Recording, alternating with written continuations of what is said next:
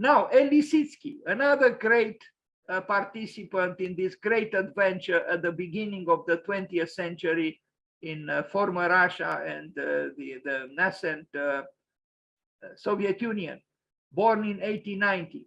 So Lazar Markovich Lissitsky, about this sound list now, this is about the pronunciation of his name, known as Lissitsky, was a Russian artist, designer, photographer, typographer, polemicist, and architect.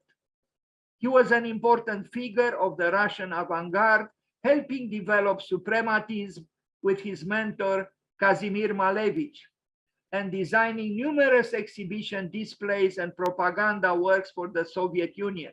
His work greatly influenced the Bauhaus and constructivist movements, and he experimented with production techniques and stylistic devices that would go on to dominate 20th century graphic design. Lissitsky's entire career was laced with the belief that the artist could be an agent for change, later summarized with his edict, goal-oriented creation. I also think it is the duty even of the architect to be an agent of change, an agent of transformation. It's very, very important. Here he was.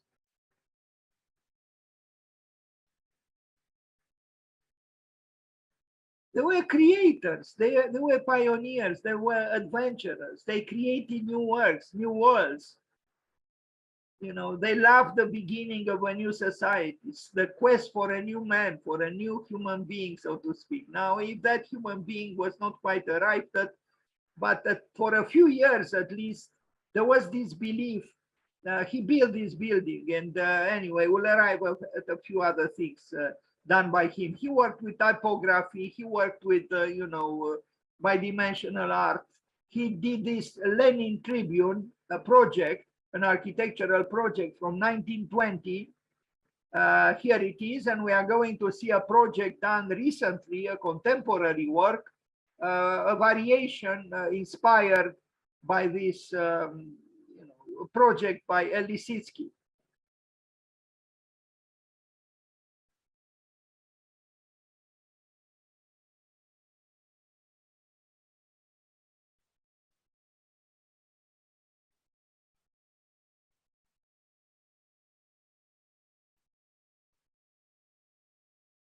This particular work influenced, some people think, both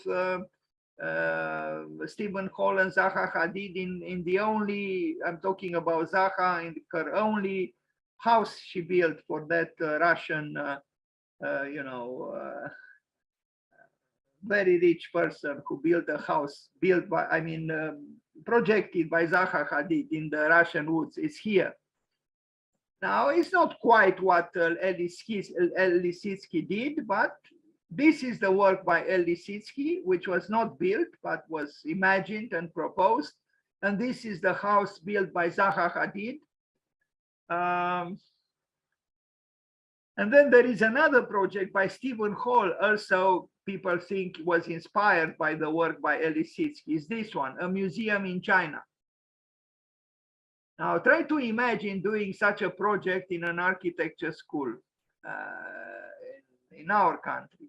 It will be immediately dismissed. It would be considered crazy, anti-gravitational, ignoring this and that. The engineer would leave the room. The professor would give you a bad grade. But it was built in China, former communists, no, a stringently communist country under Mao, and projected by Stephen Hall. Okay, so we see here in this, photo montage, the work by Lissitsky on the left, and the museum by Stephen Hall on the right. Back to Lissitsky and his artworks. Here he is, talking about the artist as an eternal child. Well, he enjoys himself like a child, discovering things, new things.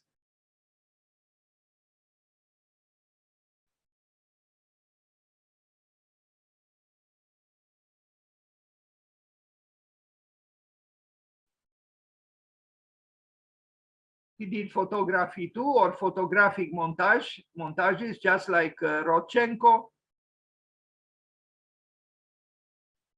These things are not difficult to do. You know, as Brâncu said, things are not difficult to do if you put yourself in the situation to do them.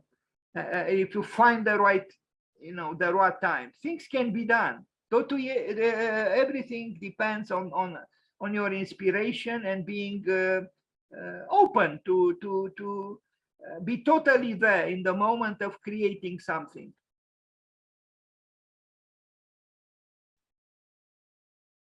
And these artists from you know, that time in early Soviet Union, they were actually highly recognized and respected and even loved in the West, invited in the West, because the promise of a new life belonged not just to them, to that particular country, but to the whole world.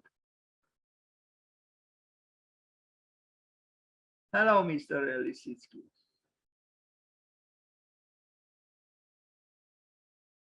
Walls of LISSITZKY, Worldwide Tribune by MDU Architecti. Here it is a project inspired by the Tribune project for the Lenin,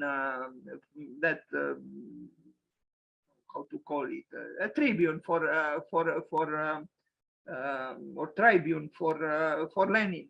The project arises from the demand of combining within a single symbolic object two different philosophical instances. The first one concerns the remembrance of Russian avant-garde of constructivism, a fundamental moment in the story of art and architecture, with LISSITZKY as its main theorist. The second position instead pertains to the reinterpretation of the constructivist ideals in a contemporary way. The primary conceptual demand appropriates the theoretical shape designated by LISSITZKY as the Lenin Tribune, based on an unbuilt project from the 1920s, which you saw. Characterized by absolute dynamism, industrial materials are shown with their original essence. This primitive element is extruded along an horizontal guideline up to create a real monolithic object and impressive space. This is the text written by these Italian architects. I have a little bit of difficulty to finalize reading it. The concept of information is expanded to the skin covering the entire monument along both sides. Two LED displays are located on either side of the structure to allow the dispersion and the representation. Too many words. This is the work. This is the work that they did in, I think, in 2008, inspired by the project by LISSITZKY. So we see on the left the image of the project by LISSITZKY, and on the right, you know, the work proposed by these architects. I forgot for what city they proposed it.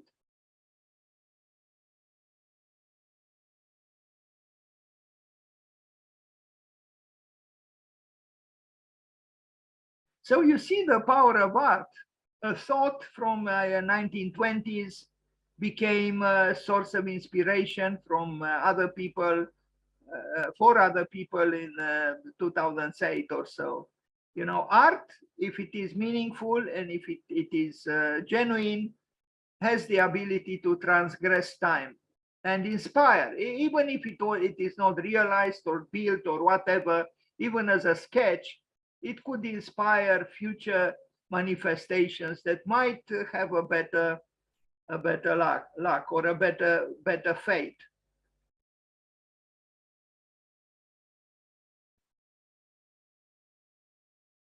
Well, this is also a project, was not